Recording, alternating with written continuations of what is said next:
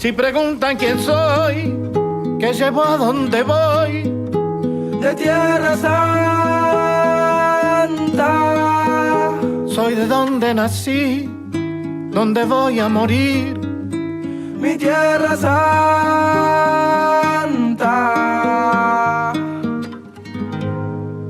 A veces pierdo, a veces gano, pero no es en vano morirme por la tierra que amo. Y si los de afuera preguntan cómo me llamo, mi nombre es latino y mi apellido americano. Si preguntan quién soy, qué llevo, a dónde voy, soy de Tierra Santa. Soy de donde nací, donde voy a morir, mi Tierra Santa. ¿Qué tal a todas y a todos? Bienvenidos una vez más a Informe del Sur. Como todas las semanas, aquí desde la TV Cooperativa les mostramos la actualidad de nuestra Latinoamérica, siempre desde una mirada muy particular. Y vamos a comenzar contándoles que en Colombia el gobierno ha radicado una ley que pretende reducir las horas laborales, el horario laboral de los empleados de ese país. Pasarán de 48 horas semanales a 42 y se dará gradualmente en los próximos 3 años. Ya ha comenzado a implementarse el pasado 16 de julio. Lo vemos. A partir del pasado 16 de julio del presente año, comenzó la aplicación de la Ley 2101 del 2021, que busca reducir la jornada laboral en Colombia hasta llegar a las 42 horas semanales. Esta será gradual. Que a partir de la fecha se reduce la jornada laboral en 1 hora y de manera gradual hasta 2026 debe llegar a 42 horas.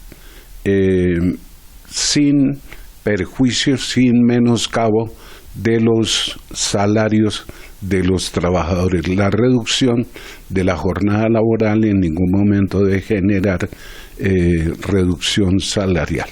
Es que a partir de el cumplimiento de los 2 años de vigencia de la ley se empezaba a reducir 1 hora semanal en la jornada laboral. Dentro de 2 años se reduce otra hora y después de que cumpla 4 años de vigencia la ley se empezará a reducir 2 horas hasta llegar gradualmente a las 42 horas. Eso fue lo que determinó la ley, además de algunas garantías para las actividades de alto riesgo. La norma busca que el empleado tenga un poco más de tiempo para temas extralaborales. Con esta reducción, poco a poco, Colombia va saliendo del ranking en Sudamérica como uno de los países que más horas laborales le ponía a sus empleados. Al empleado en que va a poder ser más productivo, va a tener más tiempo para la familia, va a tener más tiempo para actividades sociales y recreativas. Es una forma de rebajar el estrés en el trabajo. El tema de la ley ha sido de gran aceptación para los empleados y hemos visto que los empleadores muy poco se han opuesto a ella, ya que se cree que entre más beneficios tenga el empleado, mayor va a ser su producción. Yo creo que beneficia a los empleadores también. Está demostrado por todos los métodos que se consideren pertinentes de que un trabajador con menos estrés en su puesto de trabajo, y uno de los tantos que genera estrés es el agotamiento en la jornada laboral, va a ser mucho más productivo. De tal manera que va a ser muy positivo también para el empresariado. Y ahora nos metemos con lo que sucede en Perú. La presidenta Dina Boluarte, rechazada por más del 80% del país, según las encuestas, enfrenta una nueva ola de movilizaciones, protestas, exigiendo precisamente su renuncia. El miércoles 19, los principales sindicatos y organizaciones sociales se convocaron a un paro nacional y también a un inicio de las movilizaciones en todo el país.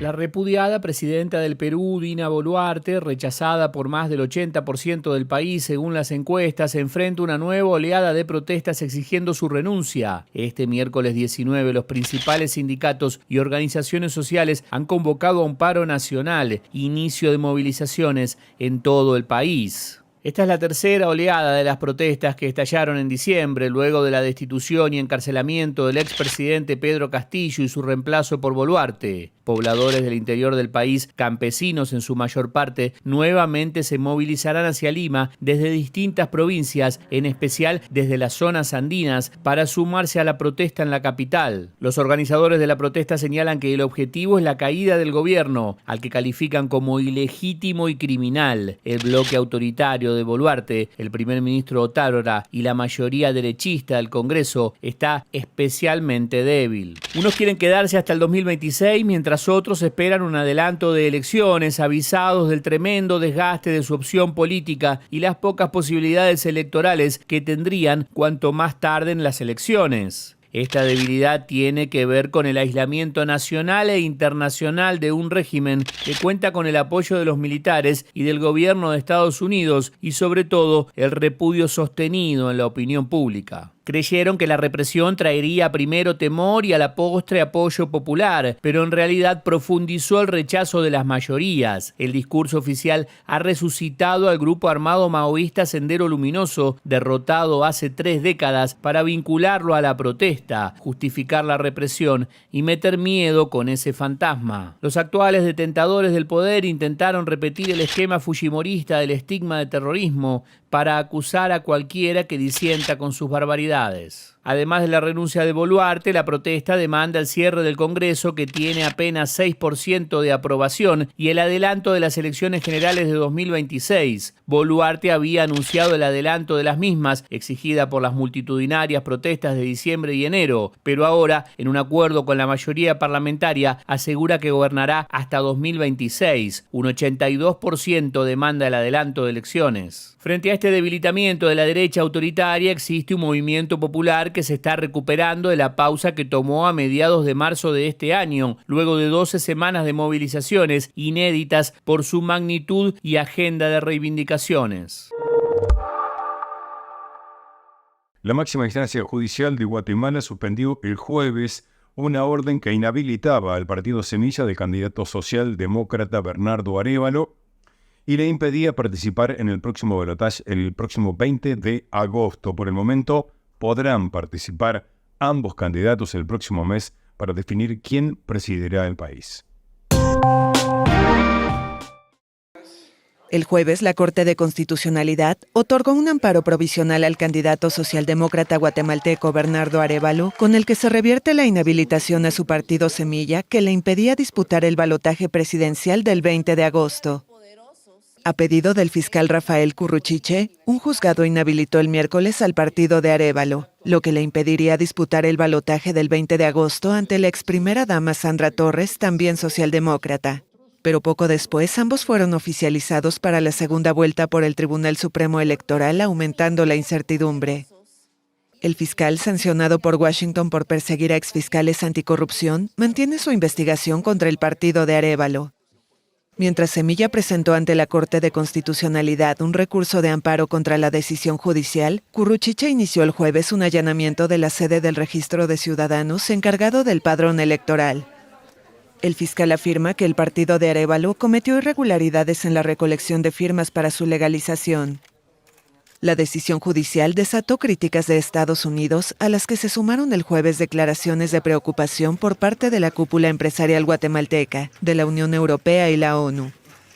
Arévalo debe disputar el balotaje con Sandra Torres, quien anunció el jueves que suspenderá su campaña electoral por la crisis para competir en igualdad de condiciones. Primera pausa en Informe del Sur. Como siempre, nos siguen en las redes sociales, como las puede ver aquí en pantalla, nuestra fanpage y también nuestro canal de Facebook. Ya volvemos.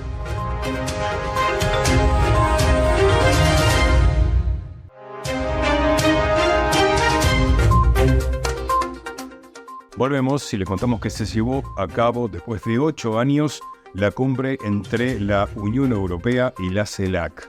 Vamos a escuchar ahora el análisis de Pedro Brieger sobre la cumbre y también la relación que mantienen las dos regiones. La cumbre de la Unión Europea y la Comunidad de Estados Latinoamericanos y Caribeños, esto es la CELAC, es una buena oportunidad para comprender cómo fue la histórica relación entre Europa y América Latina y el Caribe, porque sin comprender la historia no se puede comprender los planteos que hubo durante esta cumbre. En primer lugar, siempre hay que recordar que el desarrollo del capitalismo se realizó justamente en Europa y que el Reino de España, Portugal, Reino Unido, Francia, los Países Bajos ocuparon América Latina y el Caribe, lo colonizaron, lo esclavizaron, trajeron esclavos de África y se estableció un vínculo absolutamente desigual durante siglos. Y ese vínculo desigual existe hasta el día de hoy. Por eso los planteos del presidente de Brasil, de la canciller de México, del primer ministro de San Vicente y las Granadinas, de establecer un vínculo más entre iguales. La pregunta es si puede haber un vínculo entre iguales, porque al fin y al cabo lo que básicamente puede aportar la Unión Europea es dinero. Dinero para inversiones y tecnología. Una tecnología que, si bien es cierto se ha desarrollado también en América Latina y el Caribe, no tiene los niveles de desarrollo que se encuentra en la Unión Europea. Pero América Latina y el Caribe tienen recursos naturales, grandes recursos naturales. Chile todavía vive del cobre, apareció el litio en los últimos años, está el petróleo de Venezuela y de Guyana, está el gas y todos los otros elementos de los recursos renovables o no renovables que han sido parte de la historia de América Latina y el Caribe. Y en primer lugar, por supuesto, la minería, que durante tanto tiempo llevó que, por ejemplo, se explotaran hasta el cansancio y hasta el límite las minas, principalmente en Bolivia o en el Perú. Claro que el reclamo de los países de América Latina y el Caribe suele ser escuchado en Europa, pero no se modifica esta relación. Los líderes europeos saben que tienen los recursos financieros que además influyen en los organismos internacionales, en el Banco Mundial, en el Fondo Monetario Internacional y en cuanto otro organismo exista a nivel internacional donde pueden ejercer presión. Porque también está el otro actor, Estados Unidos, que si bien no participa de estas cumbres, porque no pertenece a América Latina y el Caribe, tiene una presencia fundamental en todos los organismos internacionales y puede presionar tanto sobre los países de la región como sobre los países europeos. Entonces nos encontramos con que hay dos actores centrales, un actor histórico en América Latina, que es Estados Unidos, pero donde también aparece otro actor, que es China. Está claro que para Estados Unidos, China hoy representa una amenaza a sus intereses económicos, militares y de geopolítica. Y ahí es donde también nos encontramos un escenario que tiene a una guerra en el medio de los debates entre América Latina y Europa, porque la mayoría de los países europeos participan de la OTAN y la OTAN está en guerra con Rusia, aunque hasta el día de hoy no haya enviado tropas a territorio ucraniano. Y China busca una solución pacífica porque se preocupa por sus negocios. A América Latina tampoco le interesa la guerra. No se beneficia porque no es un gran productor de armamentos y no se beneficia tampoco porque la guerra implica menos inversiones, menos compras y un mundo absolutamente desequilibrado. Entonces, la pregunta es, ¿a qué pueden llegar en conjunto América Latina y el Caribe y la Unión Europea? Por lo general, a algunos acuerdos globales, pero en lo concreto es difícil que se pueda avanzar en profundidad porque la relación entre las dos regiones es absolutamente desigual. Y en el marco de esta cumbre, el presidente de Brasil, Luis Ignacio Lula da Silva, aseguró esta semana en Bruselas que su país está interesado en hablar con la Unión Europea sobre temas como el clima y la transición a energías renovables. Lo vemos. Brasil está interesado en discutir con la Unión Europea temas como el clima y la transición hacia energías renovables. Así lo anunció el lunes su presidente, Luis Ignacio Lula da Silva, durante un encuentro con la líder de la Comisión Europea, Ursula von der Leyen. Lula dijo que en agosto presentará un programa de desarrollo para el país que incluye un paquete sobre transición energética. Nosotros queremos profundizar con la Unión Europea la discusión sobre la cuestión no solo del desarrollo industrial, del crecimiento económico, sino que queremos discutir profundamente la cuestión climática. El mandatario sudamericano viajó a Bruselas para participar entre lunes y martes en la tercera cumbre entre líderes de la Unión Europea y de la Comunidad de Estados Latinoamericanos y Caribeños, la primera desde 2015. La cuestión de los compromisos contra la deforestación y las cuestiones ambientales se tornó en un freno en las demoradas negociaciones sobre un acuerdo comercial entre el bloque europeo y el Mercosur, que Brasil integra junto a Argentina, Uruguay y Paraguay. Y seguimos con esta cumbre entre la Unión Europea y la CELAC, y pasó algo muy importante, significativo para la República Argentina. Por primera vez, la Unión Europea consideró a las Islas Malvinas como territorio en disputa. Vamos a escuchar hablar ahora al director, precisamente, del Museo Malvinas sobre la importancia de este punto. Parece que es muy importante, ¿no? Junto con lo que fue la derogación del acuerdo de Forador y Duncan, porque marca justamente lo que es la construcción de los vínculos internacionales y con un lugar y un sector que no es menor, que es la Unión Europea, en esta construcción regional también que es la CELAC, y lo que tenemos que entender que Malvinas no es solamente un reclamo de Argentina, sino de la patria grande, de la América Latina. Y de esa perspectiva me parece que es muy importante porque debilita, ¿no?, lo que significa la construcción política que tiene el Reino Unido, que busca el Reino Unido de alguna forma. Esta ida de la Unión Europea, este Brexit que han tenido, que ha sido declarado al territorio de Malvinas ya no como territorio extra continental por parte de la Unión Europea, ahora lo fortalece en este reclamo que hace la Argentina, que es el camino del diálogo, ¿no?, de que se respete la resolución 2065 y que de alguna vez por todas el Reino Unido se digne a sentarse con la Argentina y hablar de lo que significa Argentina, porque ellos no solamente quieren los 11.400 kilómetros cuadrados de nuestras islas, sino más de 5 millones de kilómetros cuadrados que es nuestro mar austral, nuestra plataforma marítima continental y todo el objetivo que tienen con esa base militar en una zona de paz, esa base que es la más grande que hay en el hemisferio sur, todos los recursos naturales y fundamentalmente el agua potable que hay en la Antártida. Entonces, desde esa perspectiva es un hito muy importante y que fortalece a la Argentina en la lógica. Nosotros tenemos la pertenencia, tenemos este rescate de lo colectivo que es Malvinas, se está desarrollando y se está trabajando, que hay que profundizar aún más todo lo que tenga que ver con nuestro mar austral, desde lo que es la política de Estado, pero en lo que significa como parte de esta política que tiene que estar por encima de cualquier gobierno de turno, mirando hacia el futuro, creo que tenemos que seguir fortaleciendo y trabajando la diplomacia argentina para poder recuperar nuestras islas.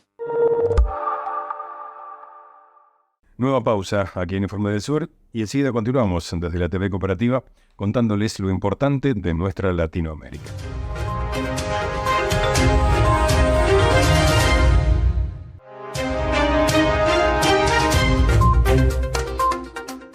Último bloque en Informe del Sur, nos metemos precisamente con la crisis hídrica que viene sometiendo a los habitantes de Montevideo y toda la zona, precisamente en Uruguay. Especialistas y también organizaciones sociales vienen advirtiendo desde hace tiempo sobre la posibilidad de esta crisis en ese país. Vamos a ver el informe. La región donde se concentra más del 60% de la población del país, de casi 3,5 millones de habitantes. Las lluvias de los últimos días aliviaron algo la situación extrema, pero la crisis sigue. Las reservas del embalse de Paso Severino se ubican en poco menos de 2 millones de metros cúbicos. La población de Montevideo consume alrededor de 500,000 de metros cúbicos por día. Otro problema son los niveles de salinidad en el agua, que están por encima de los máximos recomendados. Las autoridades advirtieron a las personas con enfermedades renales crónicas, insuficiencias cardíacas, cirrosis o a mujeres embarazadas que no consuman el agua que distribuye la empresa Obras Sanitarias del Estado. Las reservas de agua dulce en Paso Severino siguen a días de agotarse y los números cada vez cobran mayor relevancia. La capacidad normal de la represa que brinda agua a Montevideo y la zona metropolitana es de cerca de 70 millones de metros cúbicos y ahora tiene menos de 2 millones, es decir, menos del 3%. A pesar de las advertencias de especialistas y de la sociedad civil que se acumulan desde hace tiempo, recién hace apenas 15 días, el presidente Luis Lacalle anunció la declaración del estado de emergencia hídrica.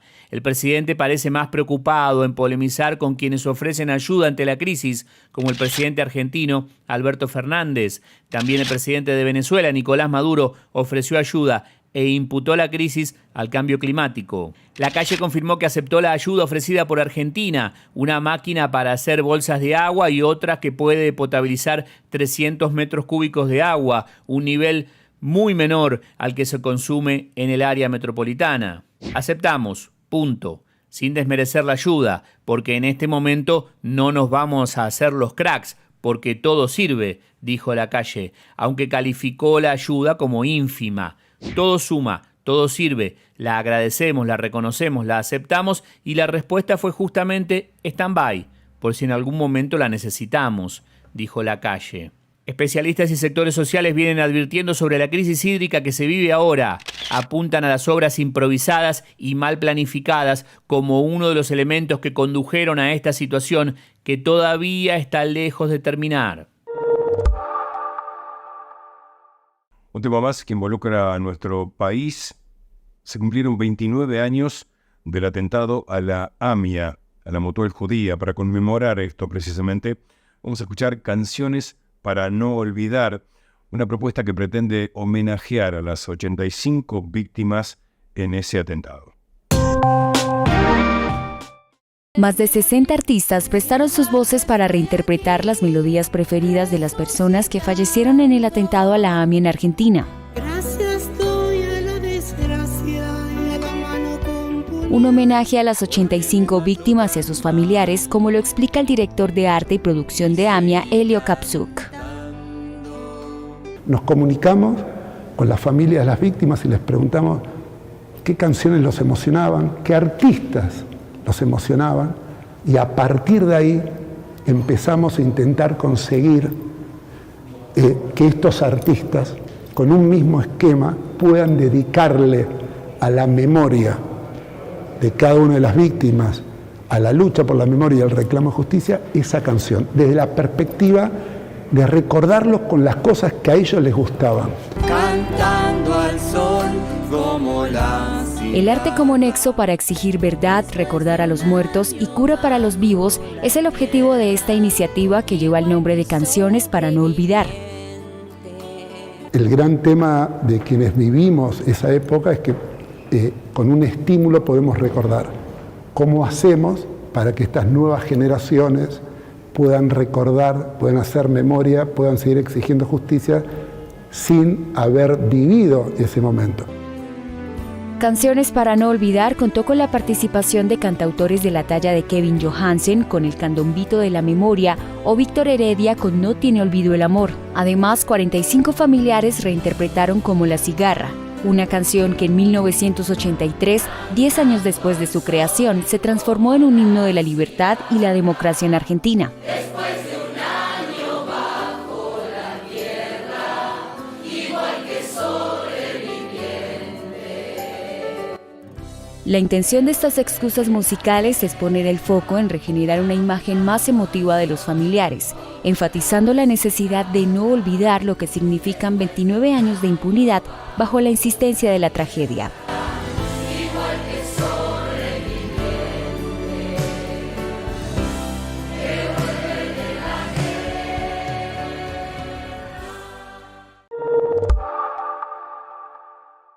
Y hasta aquí, como siempre, lo importante según nuestra mirada de lo que ha sucedido en los últimos 7 días en nuestra Latinoamérica. Lo hicimos, como siempre, por la TV Cooperativa y nos encontramos, Dios mediante, la próxima semana. Muchas gracias.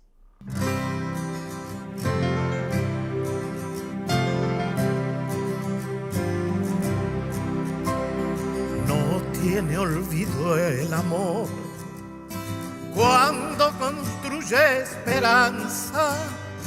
Así es como la memoria funda una estrella sin par. Pero también el dolor deja escurrir su nostalgia en ese espejo del tiempo. Se mira la humanidad. En ese espejo del tiempo se mira la humanidad. Toma mi mano con fuerza, acompáñame a mirar, que aunque 1000 veces la rompa, solo existe una verdad. 85 silencios resuenan en mi canción. Estrellas que no se apagan, que no dejan de alumbrar. Estrellas que no se apagan, que no dejan de alumbrar.